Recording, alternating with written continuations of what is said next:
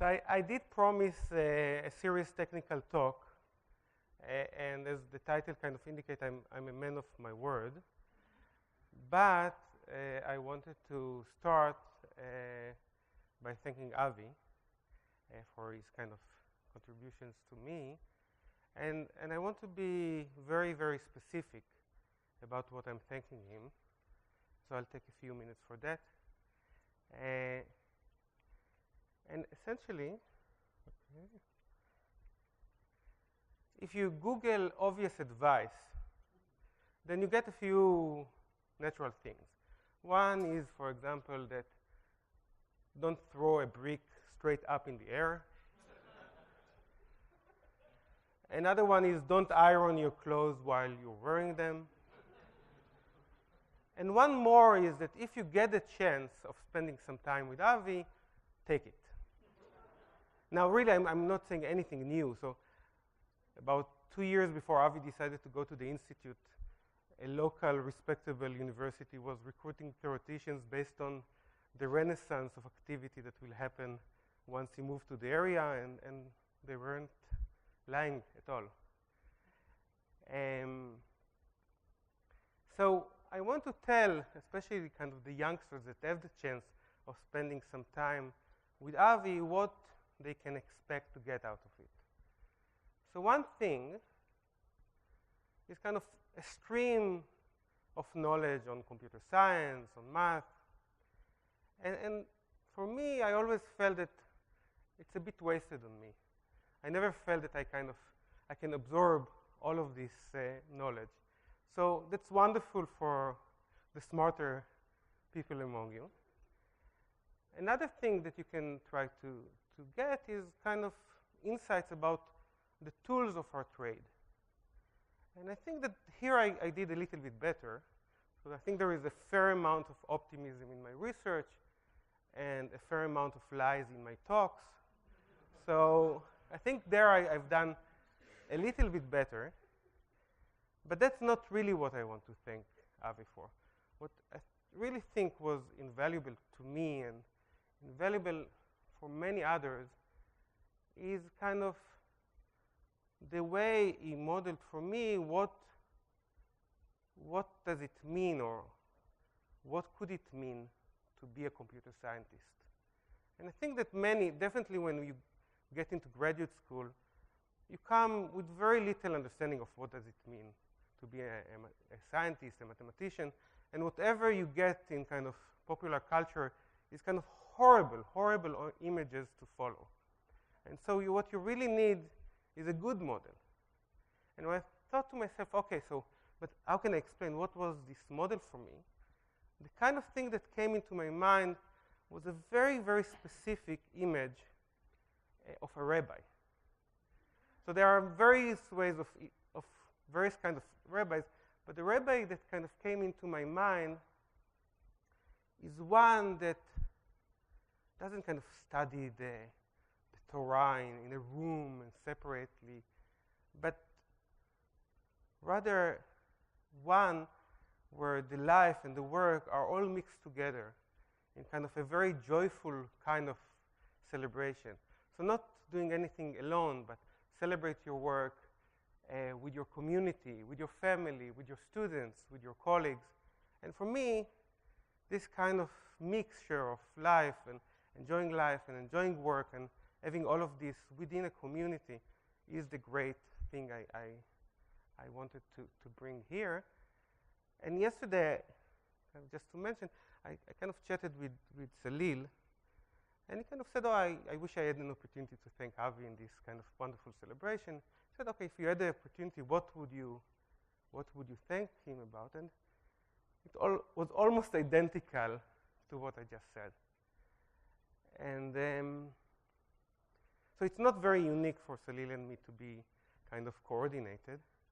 So if I have one chance for one story, one of his stories is that when he was giving the zigzag talks, he would start with an apology that he's giving the talk because Salil and Omer are having a baby.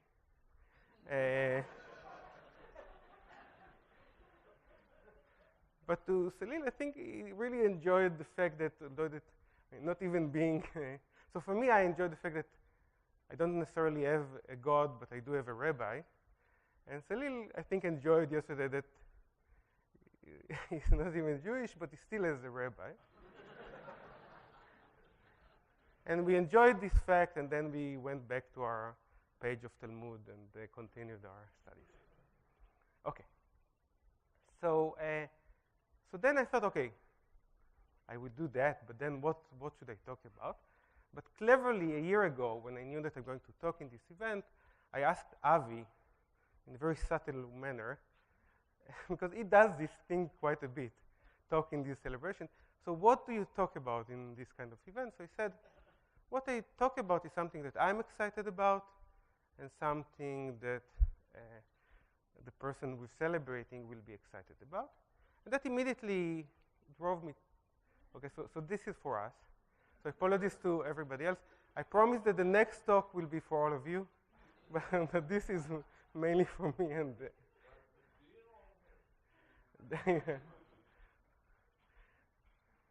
alcohol-free. So I thought, okay, I'm going to talk about this work, about constant round proofs that have very efficient provers and very efficient verifiers. And that's something that Avi should like, because it has many of the things he likes: interactive proofs, zero knowledge, succinct NP proofs. He should like that.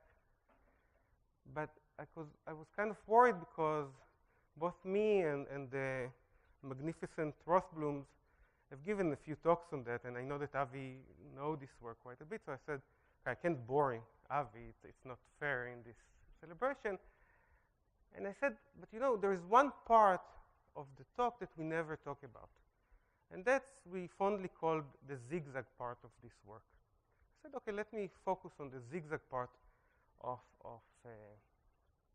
the work. So when I talk about the zigzag construction, we had a paper, Salil and Avi and I, that constructed expander graphs, and it was the zigzag part was a particular way of composing graphs. So it was a specific graph product that preserves expansion in some way. But with time, the notion of a zigzag construction, this was kind of lost in this. This is not what we mean usually when talking about, or others means when we talk about a zigzag construction. But instead, we're talking about this kind of an iterative process that Oded Goldreich, he wrote this beautiful survey, and he coined it bravely, moderately. So if you want to get to something very wonderful at the end, perhaps start with something much simpler at the beginning, and then in a sequence of steps, go and improve it and change it. So the picture is misleading, because sometimes our beginning is really much more trivial than this creature that is magnificent on its own. But kind of that's kind of what we sometimes mean by a zigzag construction. And I said, okay, let me tell you about the zigzag part of that particular construction of proof. But then I heard a wonderful talk by Noga Ron-Zevi. And she talked about these irate local codes. And again, she had a very beautiful talk. And at the end, she said, okay, but now there is a zigzag part of the proof, but I don't really have the time for it. And I said, okay, so there is a theme here. People don't get to the zigzag part. So perhaps I'll talk about the zigzag. I'll just focus about the zigzag part of many things. And let me kind of try to survey very, very briefly the zigzagness of some constructions.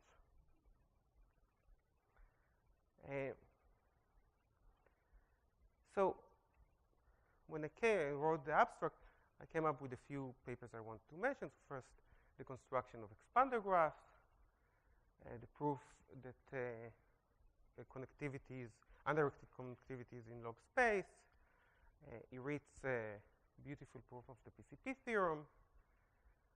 And these two last papers that I mentioned, the constant round interactive proofs for delegating computations, and the work that Noga talked about by Koparty, Meir, Ron-Zevi, and Saraf. But then after that, by discussions with others, and I was reminded of quite a few other papers that can fall into these categories. At least one of them I co-authored. So it was pointed out that to me that kind of an earlier work of a written mind can also perhaps be portrayed in this way. A quasi-polynomial combinatorial construction of PCPs, or Meir had the combinatorial construction of locally testable codes, and combinatorial PCPs with efficient verifiers. And a paper that I wasn't aware of, but really very beautiful, a quasi-polynomial time partition oracles for graphs with an excluded minor by Levy and Ron, and I'll mention that soon.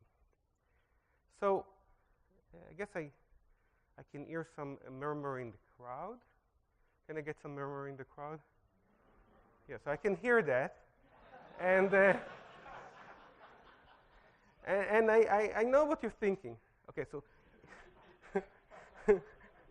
it's very natural. So you're thinking, okay, so is this guy really trying to get credit for every iterative construction in the world? I mean, that's horrible, right? What next? The wheel? Fire? So I want to reassure you that your criticism first is heard, but it's also not very new. So actually, King Solomon, in his pseudonym, kind of melancholic pseudonym of Kohelet, said before, that which has been is what which will be, and that which has been done is that which will be done. So there is nothing new under the sun. So yeah, so we have been criticized before, I understand that, that's fine. But I have a few answers to that. So the first answer is that the same guy that said that also said utter futility, all is futile. So I mean, with this approach, you can't get very far, and this is not the guy that you want to bring to a party, so my apologies for that. Another answer that I have is go talk with Oded. Really, go talk with Oded. and he had this survey, and he did try to argue that there's something interesting going there.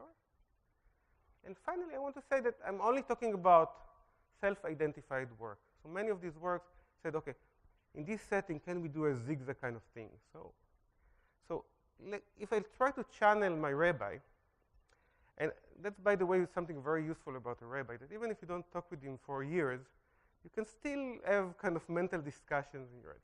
So if I try to channel my rabbi, I think he would say, who cares? He'd say, okay, there's something that was useful for some people in the past. Let's just discuss it, and perhaps it will be useful for others, and let's do that. Okay. So let me start with this partition oracle work, and say, what do I mean with this kind of iterative thing that we call a zigzag construction, or some call a zigzag construction? So what's this problem? The problem you get as input a graph without some fixed minor. So let's say without a clique of size 5. And your goal is a local algorithm for partitioning the graph into this small subset of vertices, constant size, with relatively few edges going between the different kind of subsets. What do I mean by local algorithms? You don't need to look at the entire graph to know if a particular vertex is in which group. You can look at this vertex and somehow something around it and know which group it belongs to. So how do they do that? They start from something simple, right? That's what we said. For the trivial partition of the entire graph to individual vertices. So that's great in the sense that the groups are small, but they have all of the edges between them, so it didn't do much. So what you do now is combine sets to reduce to reduce the number of edges going between sets. And that's great. You improve that part. There are less edges. But now the problem is that the size has grown. So what you do now, you split sets to reduce the size of the sets. Now, I mean, they did a very nice work, but I can do that too. I can easily do that. I'll start with the trivial thing. I will combine vertices, and then I'll split them again, and then I'll combine them, and then I'll split them again. So, and each time I'm doing something good for one of the parameters and hurting the other parameter. So how does this thing make any progress? And that brings me to one of, I think, I want to quote one of perhaps the book that Avi quoted in talks the most. But I'm using a different quote or a different reference from that book. So we have this balancing act. And what it reminded me for many years is this Ned guy, this poor Ned, that has a bed. But the bed is too short. So his legs are outside. But he can do something about it, of course. He can push his legs inside. And he does it. But then his head goes out. So he can do something about it and go back. But somehow in this kind of zigzag construction, you do it enough times, and somehow, I don't know, the bed grows or you shrink or something good happens. So let's try to see how it goes. And here I'll steal one of Noga's slides. And so that's the zigzag part of her talk. So she said, okay, how does these kind of things work? How does this balancing of parameters work? You have two parameters. And for example, you may want to minimize S while not decreasing T. I mean, whatever directions you want to do, it will still work. So you have these parameters. You start with the trivial construction with some property. Now you do a zig, which slightly improves S, but slightly destroys T. And then a zag that fixes T, but it almost does no harm to S. So the idea is that you're moving, but so you're hurting one parameter, but not as much as you improved it before. And you do it enough times, you get to something interesting. And in their work, the S is the number of queries, and T is the distance of the code. And the trivial construction is, and in fact, they do something better. Instead of not decreasing T, you can actually improve T in each round. Their trivial construction is the identity code. So that's kind of a typical way of how this balancing act goes in these papers. So, and then you have these two components that you need to come up with. One for them is a small query reduction. The other one is distance amplification. So let's try to see what did we learn about these zigzag constructions. We have a slow iterative process from a simple object to the desired result. And then through a careful balancing of parameters, you get what you want. Now I was wondering if I can say something more, something useful about how to try to apply that. And here, I did what I promised in the title. I found that, in fact, we are not very unique, and that specific zigzag recipe already exists in Jewish scriptures. So the real zigzag kind of recipe is the following. Know where you came from, where you are going, and before whom you are destined to give a judgment and accounting. Now, this is from Pirkei Avot, which translates to chapters or ethics of the fathers. And it's really eerie because you can essentially translate it to chapters of the Avids, more or less. So there's something here. So let me try to break it and say, why is it a recipe? What's about it that is a recipe here? So let's start with the beginning. So the beginning is pretty kind of, you can kind of guess it, where you came from and where you're going. And that's exactly what I kind of told you. You have this thing that you're going to, and the thing in the beginning. And the point is that you're allowed some flexibility. You need to be a little bit creative in the way you view what you're going to, and in deciding where you're starting from. And that certainly is not something new to any of these works. So one example that kind of came very strongly to my mind was the Hill constructions of pseudorandom generators from one-way functions. And there you want a pseudorandom generator, but it's very important what you're starting from. You're starting from a one-way function, but you don't want to think about it as a one-way function. So you want to think about it as some kind of a generator of some kind of weak computational entropy. And that's, when you do that, when you realize that, you already done a big part of the thing. So let's see in these constructions what kind of happens. So first, in the construction of expander graph, the question is what to start with. What's a simple object to start with? And you can think of several things.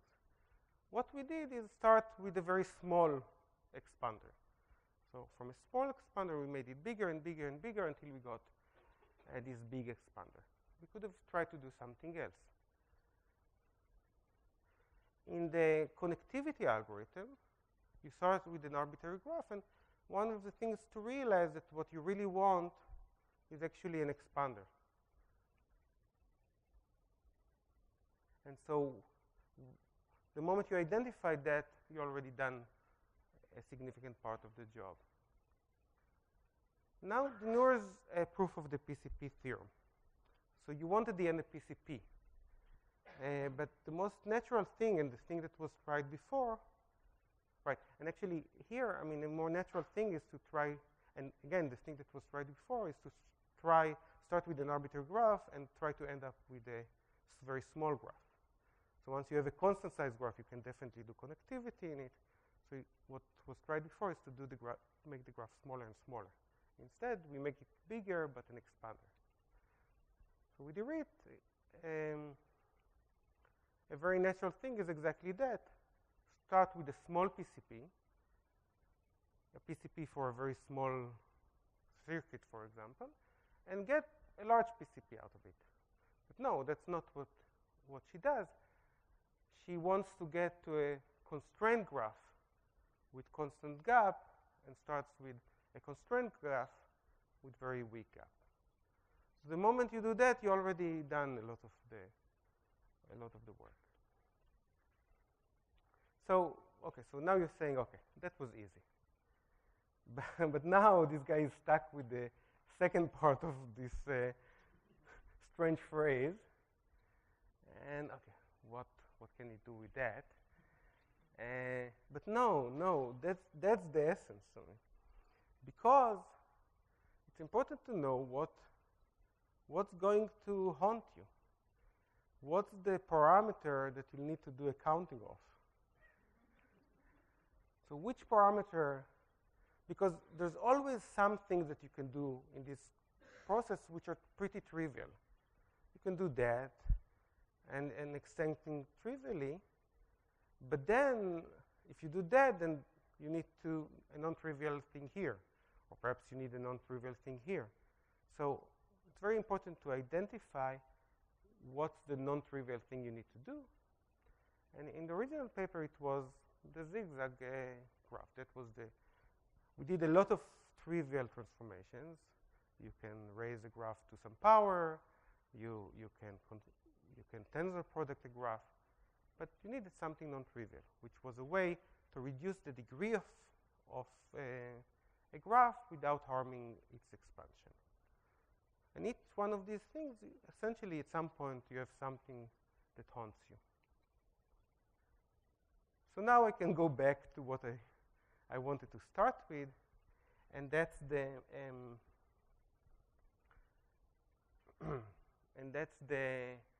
these interactive proofs for delegation. So let me tell you a little bit about what are these proofs.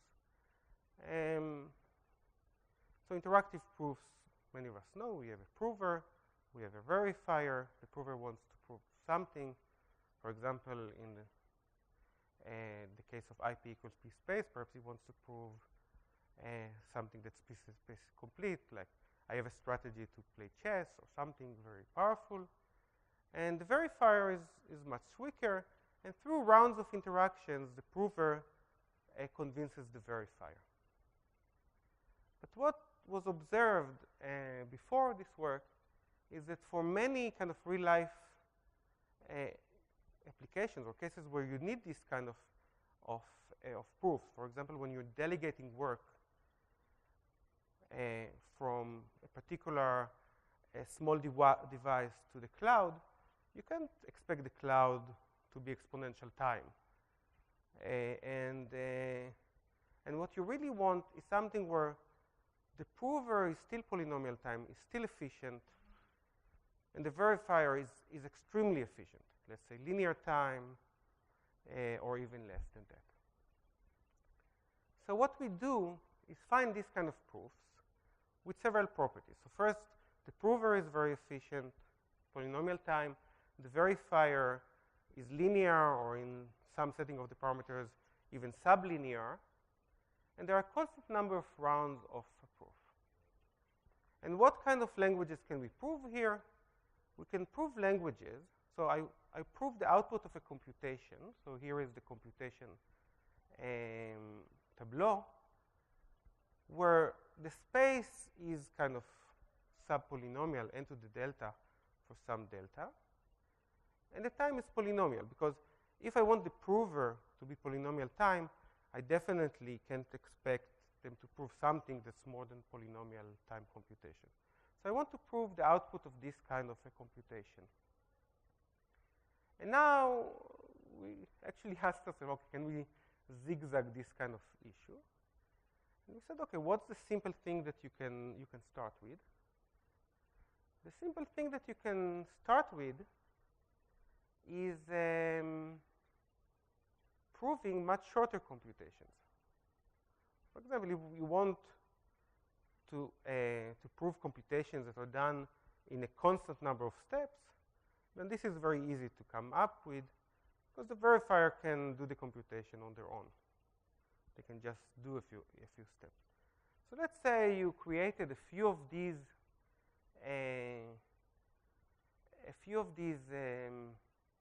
small computations. So for small computation, you do have an interactive proof. And now you want to combine them. And that's where we were stuck for a very, very long time, because now you have several small computations that you want to verify. And there are two things you can try to do. One is to check a few of these computations at random. I'm only going to verify this one. But perhaps there is only one computation that is wrong, and then you won't catch it with very high probability. That's one thing you can do. The other thing you can do is verify everything. But then you really didn't do anything interesting, and all of your resources are growing. So we were really kind of obsessing about this kind of amortization. And we weren't able to do it because we weren't thinking about the right object. We didn't know where we were headed to. And where we were headed to was these kind of creatures. That the other part, which we gave many, many, many times, kind of explain why are these the interesting things. And these are interactive variants of some non-interactive objects. So what we wanted any proof. But essentially, we needed to prove something with some additional properties. So what are the properties we need? We need uniqueness. We need the prover to be forced to prove in one particular way. So even if the prover tries to prove something that's correct, but deviates from the protocol, he will fail. And that's kind of an analog of UP. So the NP version, where either you don't have any witness or a single witness. And the other thing that's even more important is this local checking, which is a variant of PCPs. So we wanted an interactive proof such that the verifier gets the entire communication, but doesn't really need to read the entire communication. But just like in a PCP, needs to spot check a few of the bits of this computation. And we needed actually a version that combines both. And I want to point out that this notion was independently introduced and with a different name. So we call it PCIPs, but it was called interactive oracle proofs by Ben Sasson et al. With really independent kind of motivation and various kind of interesting results. And the moment we have that, everything kind of start to work out, because now we do have the two parameters that we can optimize. Before setting up the right kind of object, we couldn't trade off anything. And now we do have. So we have the size of the proof, and we have the query complexity. So now we can do amortization, which is, again, the non-trivial part of the proof. And then we can do query reduction. Now we get our zigzag part of that work.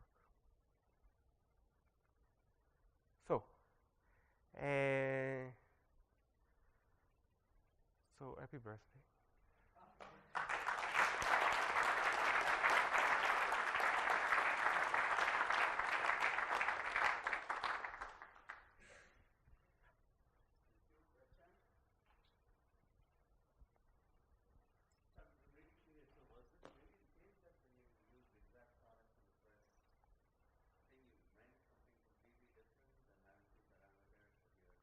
Yeah, this association of the zigzag, I don't remember us thinking about that as the zigzag. No, the zigzag was a graph product that had 3 parts. One was a zig, and one was the zag, and we had this. And again, yeah.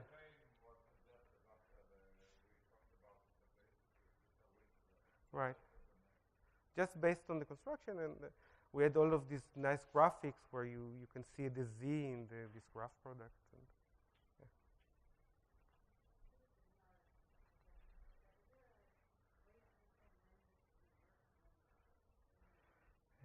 And yes, so the question was, is there a way to understand when this recipe is going to work and when it's not? And the answer is clear, because at least for anybody that attended any of the previous talks in this celebration of Avi, the answer is yes, it is going to work. Right? And that's how you do it, right? Research by optimism.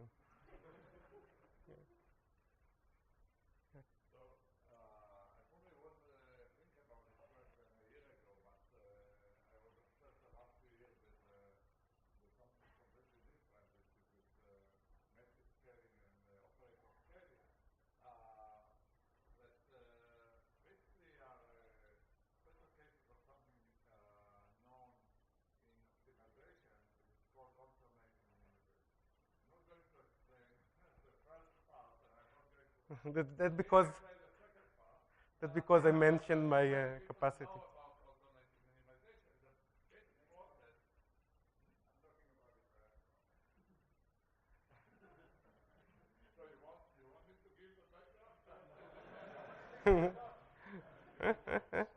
Hey, it's unfair that you're not giving a talk.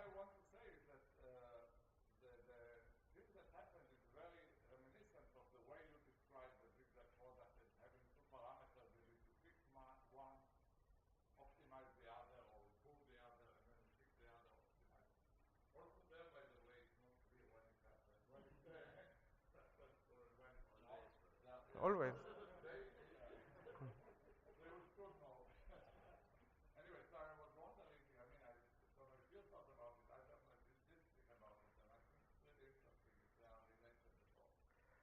Yeah, so I think that's what Zev is going to answer in his talk.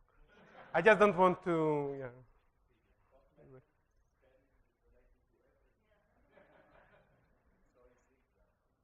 Yeah.